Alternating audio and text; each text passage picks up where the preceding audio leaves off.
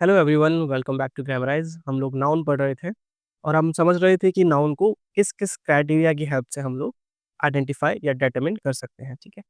Meanwhile हम कुछ चीज़ें सीखते हैं, कुछ नए कॉन्सेप्ट सीख लेते हैं जो कि हम आगे जब लेक्चर में बढ़ेंगे तो हमारे हेल्प करेंगे। ठीक है। देखिए, हम देख रहे थे कि फ्रेज होता है ना। अब फ्रेज क्या होता है डिटेल में हम किसी और लेक्चर में पढ़ेंगे। एक बेसिक इसका इंफॉर्मेशन देख लेते हैं कि फ्रेजेस किस किस तरह के हो सकते हैं। देखिए, 6 तरह के हमारे फ्रेजेस हो सकते हैं। नाउन फ्रेज जिसकी अभी हमने बात करी थी।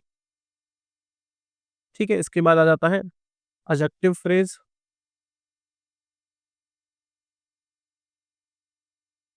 फिर हमारा आ जाएगा एडवर्ब फ्रेज। ठीक है। यहाँ पे आ जाएगा हमारा वर्ब फ्रेज।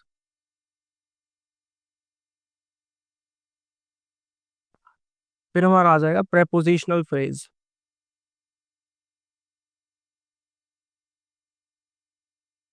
ठीक है। और 6 नंबर पे आ जाता है जेनेटिव फ्रेज। ठीक है। अब हम जो आज की क्लास में समझेंगे, आज की क्लास का जो हमारा कॉन्सेप्ट होगा, है ना, वो होगा जेनेटिव फ्रेज को समझना और प्रेपोजिशनल फ्रेज को समझना। ठीक है। तो प्रेपोजिशनल फ्रेज को हम पीपी बोल दें, किसी को कोई दिक्कत? और जेनेटिव फ्रेज को हम क्या बोल दें? जीपी बोल दें। जैसे कि हम नाउन फ्रेज को क्या बोलते हैं? एनपी बोलते हैं। ठीक है। वर्ब फ्रेज की कभी बात आएगी तो हम वीपी बोल देंगे। यहाँ पे इसको एपी है, इसको एपी नहीं बोलेंगे क्योंकि कंफ्यूजन क्रिएट हो जाएगा। अच्छा, इस बात में आगे बढ़ने से पहले एक चीज और समझते हैं। ये जेनेटिव केस क्या है? देखो, noun, verb, adjective, adverb, preposition सबको पता है ना। जब हमने वर्ड कैटेगरीज पढ़ी थी या पार्ट्स ऑफ स्पीच पढ़े थे, तब ये सब पढ़ा था। आप ये बताइए कि जब हमने नाउन वर्ड कैटेगरी पढ़ा था, है ना, जब हमने नाउन वर्ड कैटेगरी पढ़ा था तो उसका एक टाइप आया था। वो क्या आया था? केस। नाउन वर्ड कैटेगरी का एक टाइप आया था, वो था केस। और उसमें हमने 3 तरह के केस पढ़े थे। 3 types of case of word category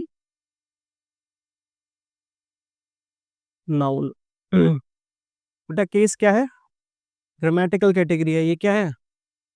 grammatical category. Grammatical category of noun. अब जिनको ये नहीं पता कि ग्रामेटिकल कैटेगरी क्या है या फिर वर्ड कैटेगरी क्या है, वो लोग क्या करेंगे? वो लोग जाएंगे पुराने लेक्चर्स में और पार्ट्स ऑफ स्पीच के वीडियोस देखेंगे। ठीक है। आपको अच्छे से समझ में आ जाएगा। यहाँ पे हमने 3 तरह के केस डिस्कस किए थे। कितने तरह के? 3 तरह के। बेटा, पहला था सब्जेक्टिव केस।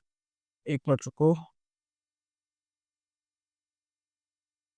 पहला था सब्जेक्टिव केस। दूसरा था ऑब्जेक्टिव केस। और तीसरा था पजेसिव केस।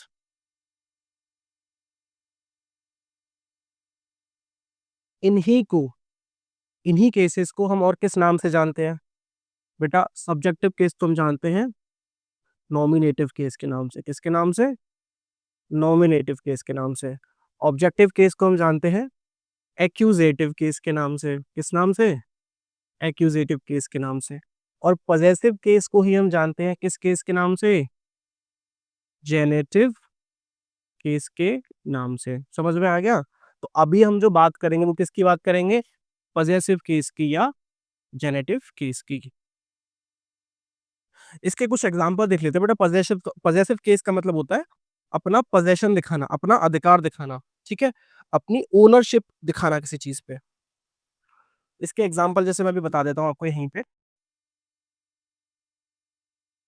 राम्स कार। अब हमने ये जो लगाया ना, इसको बोलते हैं एपोस्ट्रोफी। क्या बोलते हैं? अपोस्ट्रोफी। और इसको बोलते हैं एस। ऐसे कोमा लगा के हमने ऊपर, है ना, इन्वर्टेड कोमा लगा के सिंगल, हमने जो एस लगाया इसको बोलते हैं अपोस्ट्रोफीज एस।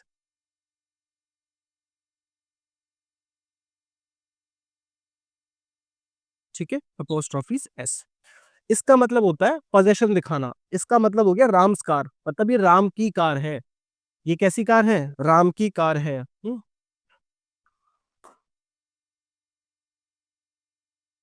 वरुण्स होम, वरुण का घर हो गया। और ये यूजुअली काम कहाँ पे करती है बेटा?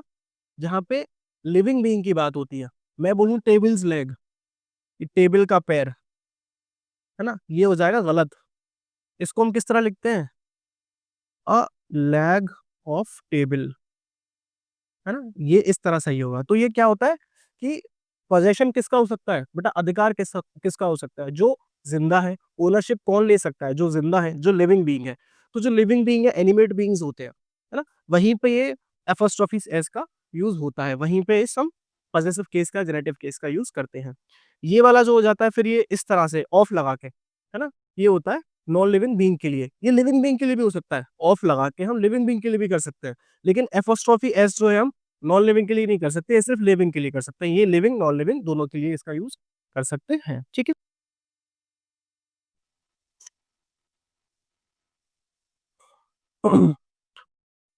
चलिए अब आते हैं अपन अपने प्रेपोजिशनल फ्रेज और जेनेटिव फ्रेज की बात में। अच्छा, ये आपने लिख लिया। इसके बाद एक फ्रेज का मतलब ये होता है कि कुछ एक बार इसकी डेफिनेशन लिख लेते हैं। ये मैं एक बार रब कर देता हूँ, है ना।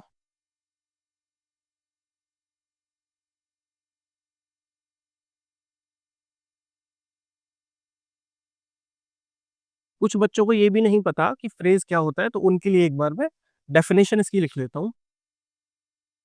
A phrase is a group of words. Phrase क्या होता है बेटा? ग्रुप ऑफ वर्ड्स होता है जिसका कोई कंप्लीट मीनिंग नहीं होता, जिसका कंप्लीट मीनिंग नहीं होता, विच मेक्स इनकम्प्लीट सेंस, है ना। A phrase is a group of words which makes incomplete sense, या इसको हम लिख दें और which do not make complete sense, ठीक है। इसके साथ में एक चीज और लिखते हैं। A phrase does not have subject and verb of its own. एक फ्रेज के अपने सब्जेक्ट और वर्ब नहीं होते, है ना। ये डिफरेंस होता है बेटा फ्रेज में और क्लॉज में। क्लॉज जो होता है उसका सेंस भी इनकम्प्लीट होता है, लेकिन उसके पास अपना सब्जेक्ट होता है, अपनी वर्ब होती है। फ्रेज के पास अपना सब्जेक्ट या अपनी वर्ब नहीं होती है ना। और ये दोनों ही क्या देते हैं? इनकम्प्लीट सेंस देते हैं, इनकम्प्लीट मीनिंग देते हैं। किसी भी चीज का कंप्लीट मीनिंग नहीं देते। जब किसी ग्रुप ऑफ वर्ड्स के पास अपना सब्जेक्ट हो, अपना वर्ब हो और कंप्लीट मीनिंग दे दे, उसी को हम सेंटेंस बोल देते हैं। इतनी सी बात है। इनकम्प्लीट मीनिंग दे रहा है तो क्लॉज है। इनकम्प्लीट मीनिंग विद नाउन, मतलब with subject and with verb, तो क्या है? क्लॉज है। और अगर कंप्लीट मीनिंग दे रहा है with subject and with verb, तो क्या हो गया? तो सेंटेंस हो गया। लेकिन अपना नाउन नहीं है, अपना सॉरी अपना सब्जेक्ट नहीं है और अपनी वर्ब नहीं है, और मीनिंग कैसा है? इनकम्प्लीट है, तो क्या हो गया? फ्रेज हो गया। तो चलिए इसको भी रब कर देता हूँ।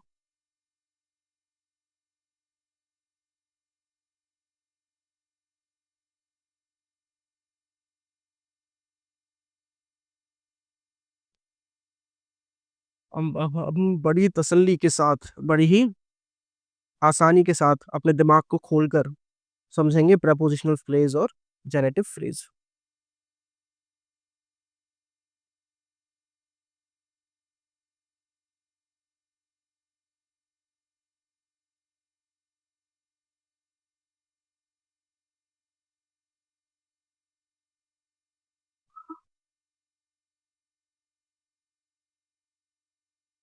ठीक है, प्रपोजिशनल फ्रेज और जेनेटिव फ्रेज। इसको हम पीपी बोल दें,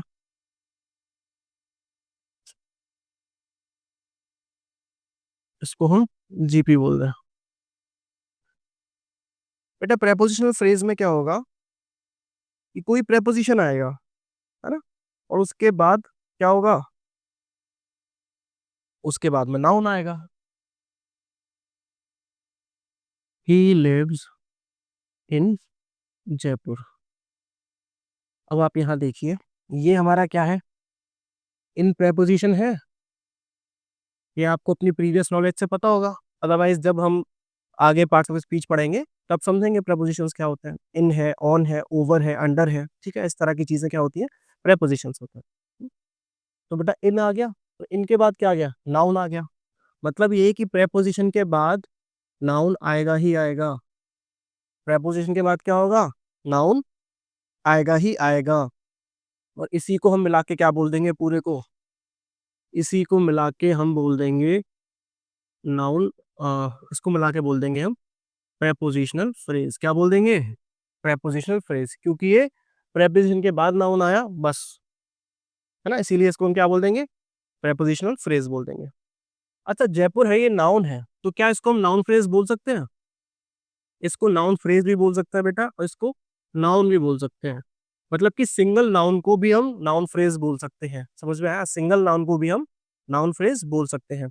तो जब भी प्रेपोजिशन के बाद में या तो नाउन आ जाए या नाउन फ्रेज आ जाए, उसको हम क्या बोल देते हैं, प्रेपोजिशनल फ्रेज बोल देते हैं।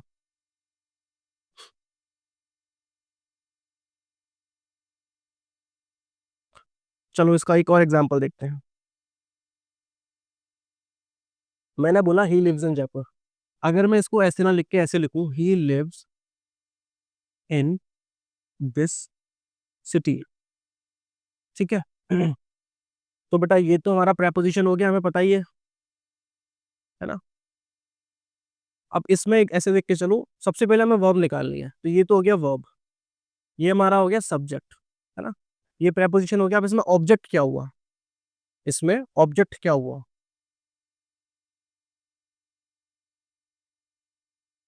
ये पूरा हमारा ऑब्जेक्ट हुआ, है ना। नहीं बेटा, इसमें ऑब्जेक्ट हमारा क्या होगा, ऑब्जेक्ट हुआ हमारा ये, है ना, दिस सिटी, ये क्या हुआ, हमारा ऑब्जेक्ट हुआ। अब हमें ये चीज पता है कि सब्जेक्ट या ऑब्जेक्ट क्या हो सकता है, सब्जेक्ट या ऑब्जेक्ट क्या हो सकता है, या तो नाउन फ्रेज हो सकता है, नाउन हो सकता है, या फिर प्रोनाउन हो सकता है। तो यहाँ पे तो बेटा दो वर्ड्स है, तो सीधी बात है फ्रेज बन गया, है ना, फ्रेज बन गया। अब प्रोनाउन का फ्रेज होता नहीं है, फ्रेज किसका होता है, नाउन का ही होता है। तो ये क्या बन गया हमारा, नाउन फ्रेज बन गया। ये क्या बन गया, नाउन फ्रेज बन गया, एनपी। अब इसमें जो दिस है, ये जो दिस है, ये बेटा सिटी को ही तो मॉडिफाई कर रहा है, सिटी की तो क्वालिटी बता रहा है, कहाँ रहता है, दिस सिटी। अभी हमने समझा था, डेमोन्स्ट्रेटिव होते हैं बेटा चार टाइप के, दिस दैट दीज दोज, है ना, डेटर्मिनर है कि नहीं ये, है ना। तो ये क्या कर रहा है, सिटी को ही तो वो कर रहा है, मॉडिफाई, है ना। और यहाँ पे एक है, प्रेपोजिशन हमारा था ही, तो ये पूरा मिलके क्या हो गया, ये पूरा मिलके क्या हो गया, ये बन गया प्रेपोजिशनल फ्रेज। मतलब क्या था, यहाँ पे सिंगल वर्ड नाउन था, यहाँ पे हमने पूरा एक नाउन फ्रेज लेके समझ लिया। अब अगर हमें इसके भी अंदर डीपर डिग करना है, तो बेटा इसमें सबसे इंपॉर्टेंट टर्म क्या है, सिटी है। इसको ऐसे भी देख लेते हैं, he lives in this, city को हमने हटा लिया, ही लिव्स इन दिस, तो क्या मतलब बन रहा है, पूरा नहीं बन रहा। लेकिन हम दिस को हटा लें, ही लिव्स इन सिटी, तो मतलब बन रहा है। मतलब इंपॉर्टेंट वर्ड क्या है, सिटी है, तो सिटी हेड हो जाएगा, अभी पीछे समझा था अपन ने, सिटी हेड हो जाएगा, और दिस क्या हो जाएगा, मॉडिफायर हो जाएगा, दिस क्या हो जाएगा, मॉडिफायर हो जाएगा, ठीक है। तो ये तो हो गया हमारा नाउन फ्रेज। अगर हम नाउन फ्रेज की बात करें, ये हो गया नाउन फ्रेज, और नाउन फ्रेज के पहले प्रेपोजिशन आया, तो ये पूरा क्या हो गया, प्रेपोजिशनल फ्रेज हो गया, ठीक है।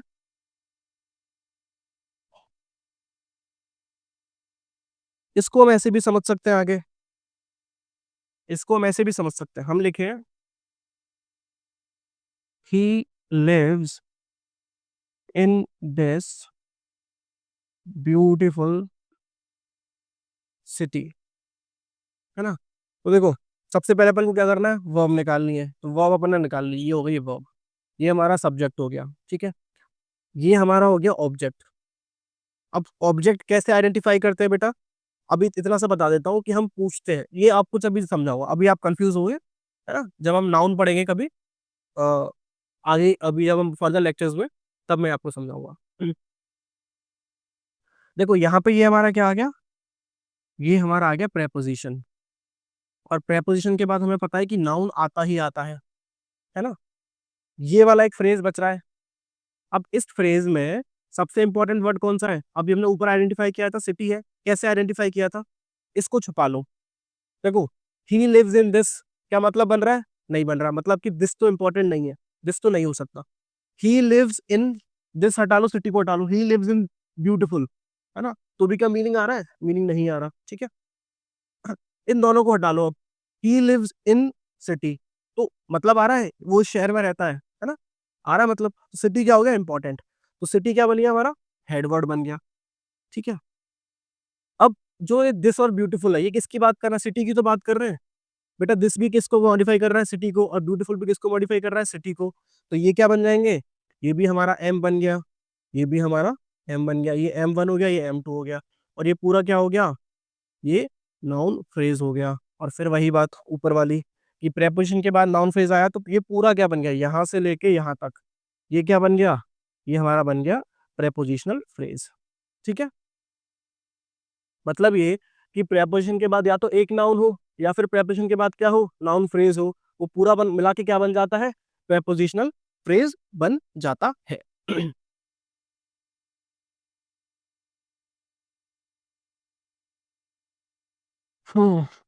नोट करिए। मैं एक बार टाइम देख लेता हूँ, how much time do we have. ठीक है, एनफ टाइम है इस कॉन्सेप्ट को समझने के लिए।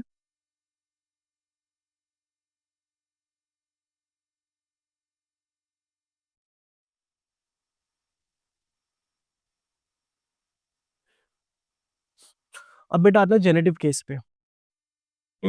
यहाँ पे मैं लिखता हूँ वरुण्स अम्ब्रेला। क्या लिखूं? वरुण्स अम्ब्रेला। देखिए, खाली मैं वरुण्स अगर लिखूं, है ना, तो उसका मतलब नहीं बनेगा, है ना। तो उसके बाद भी हमें एक नाउन चाहिए। आप समझ पा रहे हैं? जेनेटिव केस जो है हमारा, पॉजेसिव केस जो है, उसके बाद भी हमें क्या चाहिए? एक नाउन चाहिए।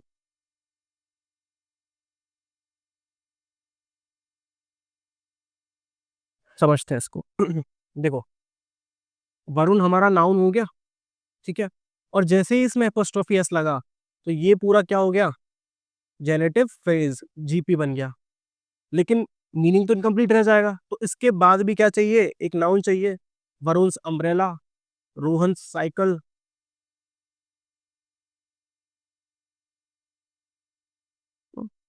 रोहन साइकिल मतलब क्या? कि सबसे पहला तो ये नाउन हो गया, और फिर एपोस्ट्रोफी एस लगते ही ये पूरा क्या हो गया? जीपी बन गया, जेनेटिव फ्रेज बन गया। लेकिन इसके बाद भी मीनिंग कंप्लीट करने के लिए आपको क्या चाहिए? एक और नाउन चाहिए। तो ये पूरा, अगर हम इस पूरे की बात करें, तो ये पूरा फिर अलग से एक नाउन फ्रेज हो गया, है ना। और ऐसे ही यहाँ पे एक पूरा, ये भी क्या हो गया? नाउन फ्रेज हो गया। अच्छा, जब इसकी बात कर रहे हैं हम यहाँ पे, लेट्स से हम साइकिल की बात कर रहे हैं, तो इस वाले नाउन फ्रेज के अंदर देखें, तो ये साइकिल तो हमारा हो गया हेडवर्ड, और ये जो जीपी है पूरा का पूरा, ये क्या हो गया? मॉडिफायर। हुआ कि नहीं हुआ? बेटा ये रोहन्स जो है, यही तो साइकिल को मॉडिफाई कर रहा है। समझ पा रहे हैं आप? तो अगर बड़े वाले नाउन फ्रेज के अंदर देखें, तो साइकिल तो क्या हो गया? हेडवर्ड, और ये रोहन्स क्या हो गया? मॉडिफायर। लेकिन अंदर देखें तो ये क्या है? ये तो खुद में क्या है? जेनेटिव फ्रेज है, और ये सिंपल नाउन है। ऐसे ही ऊपर हो जाएगा बेटा। ये अम्ब्रेला तो क्या हो जाएगा? हेडवर्ड। तो ये क्या हो जाएगा इसका? मॉडिफायर। ये क्या हो जाएगा? एम, है ना, मॉडिफायर। आया समझ में?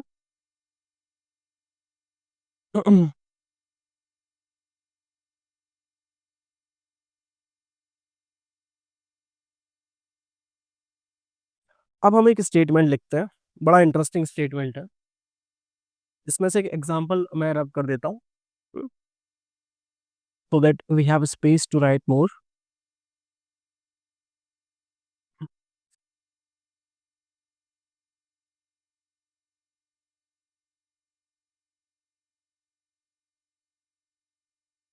वो स्टेटमेंट ये है, prepositional phrase is the mirror image of genitive phrase, या फिर इसको ऐसे भी बोल सकते हैं कि genitive phrase is the mirror image of prepositional phrase। समझ में आया? नहीं आया? अभी समझते हैं। अभी एग्जाम्पल देखेंगे आपको बिल्कुल समझ में आएगा। हमने जो यहाँ पे लिखा है ना, जैसे वरुण्स का एग्जाम्पल ले लेते हैं, हमने यहाँ पे लिखा वरुण्स, ये क्या हो गया, प्रेपोजिशनल फ्रेज हो गया। यहाँ पे हमने बना दिया मिरर। क्या इसको हम ऐसे नहीं बोल सकते, ऑफ वरुण? इसका जो मतलब आएगा वो ऐसे ही यही आएगा, ऑफ वरुण। जैसे कि मैं लिख के देखूं, यहाँ पे लिखते हैं, यहाँ पे हम लिखते हैं वरुण्स अम्ब्रेला। तो इसका मतलब क्या आएगा, दी, दी हटा लो, अम्ब्रेला ऑफ वरुण। देख रहे हैं आप, यहाँ पे अम्ब्रेला लास्ट में था, इसको ऐसे कर लेते हैं, ये हो गया लेफ्ट, ये हो गया राइट, ठीक है, ये हो गया लेफ्ट, ये हो गया राइट, है ना। तो यहाँ पे वरुण लेफ्ट में है, यहाँ पे वरुण राइट में है, यहाँ पे अम्ब्रेला राइट में है, यहाँ पे अम्ब्रेला लेफ्ट में है। तो उसका ऑपोजिट ही तो हो गया। मिरर इमेज हुई कि नहीं हुई, है ना, मिरर इमेज हुई कि नहीं हुई, है ना। बात वही है, बस उसको लिखने के दो तरीके हैं। जब उसको हम प्रेपोजिशन के साथ लिखते हैं तो वो प्रेपोजिशनल फ्रेज हो जाता है, और जब एपोस्ट्रोफी एस लगा के लिखते हैं तो वो जेनेटिव फ्रेज हो जाता है। ठीक है,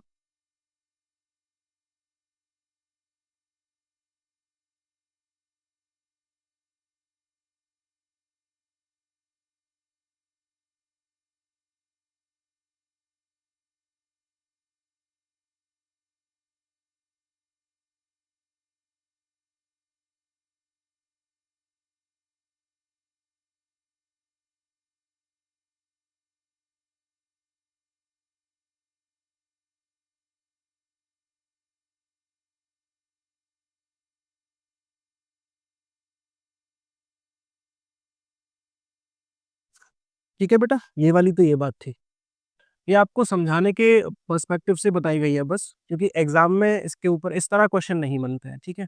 लेकिन इसके ऊपर, इसके बेसिस पर क्वेश्चन जरूर से बनते हैं, तो ये बातें आपको पता होनी चाहिए। अब हम एक छोटा सा कॉन्सेप्ट देख लेते हैं, एक छोटी सी एक वो देख लेते हैं। हमारे पास नाउन को पहचानने के कुछ तरीके हैं, है ना। तो अब नंबर हमने उसको दिया हुआ है, वो बस कहने वाली बात है कि 8 नंबर 5 नंबर है ना, 8 तरीके 5 तरीके, है ना। तो उसको मोटे मोटे हमने 8 टाइप्स में बांटा हुआ, 8 तरह से हम नाउन को पहचान सकते हैं। उसको हम शॉर्ट भी कर सकते हैं, और भी 2 4 तरीके जोड़ के उसको वाइड भी कर सकते हैं, ठीक है। लेकिन अभी हम मोटे मोटे 8 वेज पढ़ लेते हैं। 8 वेज टू आइडेंटिफाई अब नाउन। देखिए पहला तरीका क्या है हमारा, सबसे पहले तरीका है बेटा कि कोई भी आर्टिकल जब आएगा, है ना, आर्टिकल मतलब ए एन दा जब आएगा, तो उसके बाद में नाउन आएगा ही आएगा, ठीक है। हमें कहीं भी कोई आर्टिकल दिख गया तो पक्का है आगे ए एन दा आएगा ही आएगा। इसके बाद है बेटा पजेसिव्स जो है हमारे पास, है ना, पजेसिव्स जो हैं वो अगर दिख गए तो बाद में नाउन आएगा, ठीक है। उसके बाद थर्ड पे क्या लिख सकते हैं बेटा हम, डिमॉन्स्ट्रेटिव जो दिख गए हमें, डिमॉन्स्ट्रेटिव समझते हो ना आप, दिस दैट दीज दोज, है ना, चार जो थे डिमॉन्स्ट्रेटिव्स अगर दिखे तो उसके बाद नाउन आएगा ही आएगा। अब इस चीज को हम शॉर्टन करके अगर हम इसी चीज को कंसाइज करना चाहें तो हम इसको ऐसे भी बोल सकते हैं, समराइज करना चाहें तो, कि डेटर्मिनर, अभी हमने समझा था कि डेटर्मिनर अगर दिख गया तो आगे नाउन आएगा ही आएगा। यही तो क्या होता है, यही मिलके तो नाउन फ्रेज बनता है कि नहीं बनता है। बेटा डेटर्मिनर की तो टाइप्स है, आर्टिकल भी डेटर्मिनर का टाइप है, पॉजेसिव्स भी डेटर्मिनर के टाइप है ना, और डेमोन्स्ट्रेटिव भी क्या है, डेटर्मिनर के टाइप है। यही तो अपन समझ रहे थे, ठीक है। फोर्थ नंबर पे क्या है कि अगर कोई प्रेपोजिशन आ गया, है ना, जैसे कि ऑफ, इन, ऑन, है ना, तो इसके बाद भी क्या होगा, नाउन आएगा ही आएगा। इसी को तो हम क्या बोल देते हैं, प्रेपोजिशनल फ्रेज बोल देते हैं, बोलते हैं कि नहीं बोलते। फिर इसके बाद पांचवें नंबर पे क्या हो जाएगा, जेनेटिव फ्रेज, क्या हो जाएगा,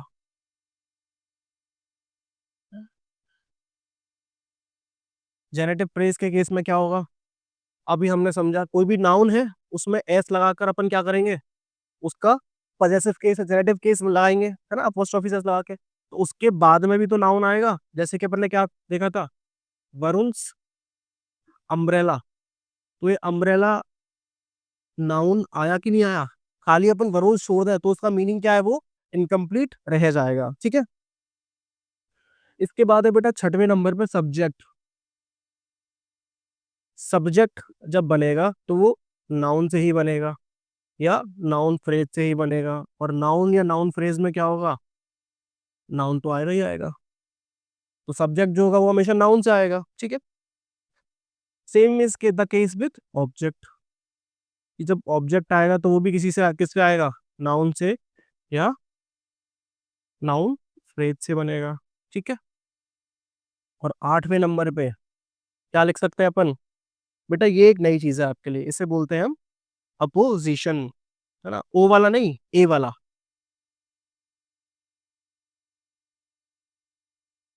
क्या बोलते हैं इसको, एपोजिशन। ये क्या होता है बेटा, एक्सप्लेनेशन, जब हम किसी भी, है ना, नाउन को एक्सप्लेन करते हैं, है ना, एनपी, इसमें हम क्या करते हैं, एक्सप्लेनेशन करते हैं। कैसे करते हैं, अभी आपको एक एग्जांपल देते हैं। जैसे कि हम लिखे हैं Ashok Gehlot the CM of Rajasthan.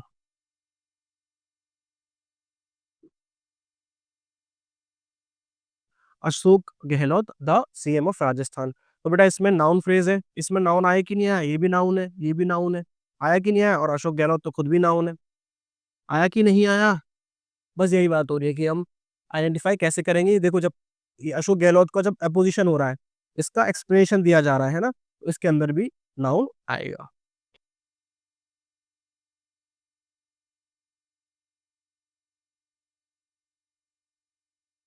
अच्छा, इसको हम ऐसे भी समझ सकते हैं, ये क्या है बेटा, आर्टिकल है, हमने ऊपर पढ़ा था कि आर्टिकल के बाद तो नाउन आएगा ही आएगा, ये आ गया। ऊपर अपन ने पढ़ा ना कि आर्टिकल के बाद नाउन आएगा ही आएगा। ये क्या है बेटा, प्रेपोजिशन है, अभी अपन ने समझा था, प्रेपोजिशन के बाद में क्या होगा, नाउन आएगा ही आएगा, तो प्रेपोजिशन के बाद में ये नाउन आ गया, तो ये क्या बन गया, ये क्या बन गया आपका, ऑफ राजस्थान, ये बन गया आपका प्रेपोजिशनल फ्रेज। बना कि नहीं बना? अच्छा, द सीएम ऑफ राजस्थान है, ये पूरा क्योंकि दा लग रहा है, तो ये भी क्या बन गया, ये आपका एनपी पहले से ही बन रहा था, है ना। यहाँ पे है, हम इसी के साथ आज का लेक्चर जो फिनिश करते हैं। आई होप आप हमारी सीरीज को बहुत ही अच्छे से पढ़ रहे होंगे, फॉलो कर रहे होंगे। ये series first grade, second grade, third grade तीनों ही एग्जाम्स के लिए है, और हम इसमें पूरा सिलेबस जो है कवर करेंगे एग्जाम से पहले। आप हमारे इस लेक्चर्स को, हमारे चैनल को अपने दोस्तों के साथ, अपनी फैमिली के साथ ज़रूर से शेयर कीजिएगा, और हमारे चैनल को सब्सक्राइब करिएगा। Thank you, keep watching, keep supporting.